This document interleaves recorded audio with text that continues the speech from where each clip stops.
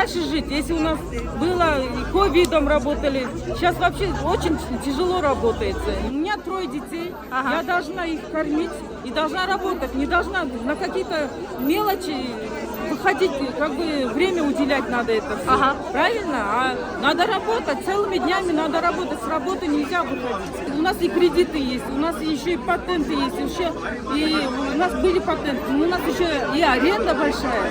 Сколько нам еще и ККМ платить, что ли? Патент мы платили 4 тысячи. ККМ это получается около 10 тысяч. Как нам быть теперь? За что платить? Детей кормить или как? Или ККМ платить? Материал işteydi. Birinden biri alıyor işteydi. Materiyal algandan kalsa 30 so'm, 50 so'm kalır.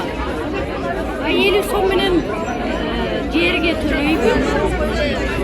Yesine veriyor, ayağına getiriyor. Özü nar жағында ақшасы жоқ адамдар деле işteydi бердичи. Ақшасы жоқ адамдар материал алып işteydi. Шындығында обороты жоқтар деле бар. Ошолор чурулдап чыгып жатат. Обороты барлар эми алар